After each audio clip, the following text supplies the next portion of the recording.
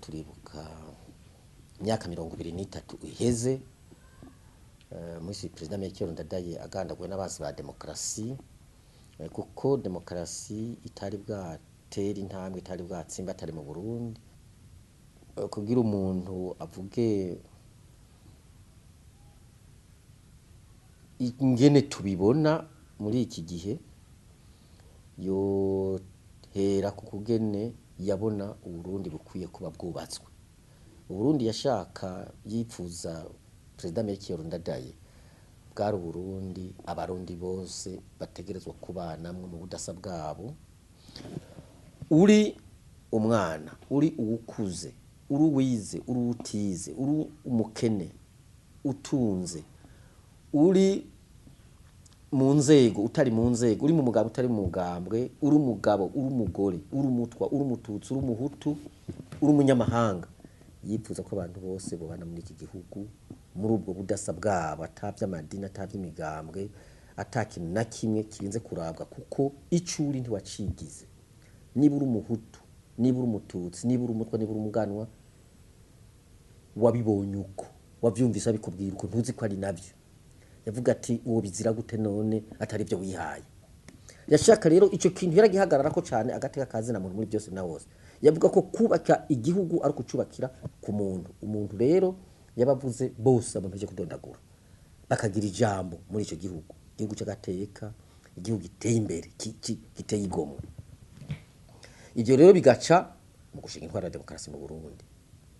Bigaca mu gushinga inzego zijeje gucungira amahoro n'umutekano, igisirikare n'igipolisi birimwo bose, burikiyemwo bose, kuko twarabonye ko abantu bavyitwaje mu gukumira abandi, mu kwigumiza ku butegetsi ku nguvu, mu kugomba mbere kugumiza igihugu cy'u Burundi mu ntwaro z'umugambwe umwe, mu ntwaro za gisirikare. Byaronse ko bakoresha izo nzego.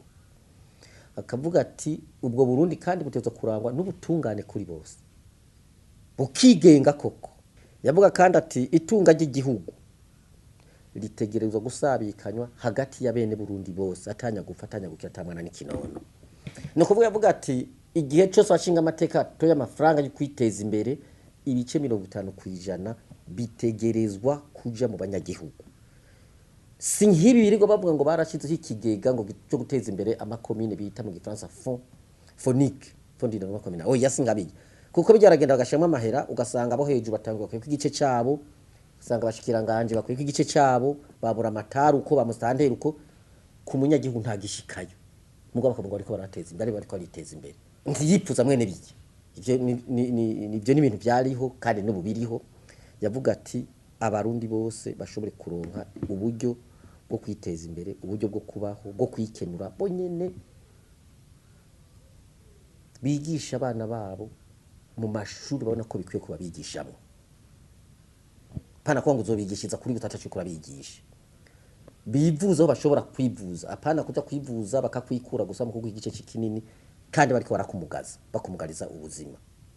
Umuntu aziyambika, azifungura nta muntu agomba kuzomufungurira, kuko akagaye kava mwena. Nuko yiyumvira rero igihugu cy'u Burundi cyo bacubatse. Imigenderanire rero hagati y'u Burundi n'ibindi bihugu, imigenderanire myiza. Ntihabe induru nkizi tubona ubu. Yaragize ingorane rero kubera ko abarundi benshi bari bamushigikiye, hanyuma abatavyumvise bakoresha izo nguvu za gisirikare, izo nguvu z'igipolisi, izo nguvu z'ubucamanza, baca baramugandagura.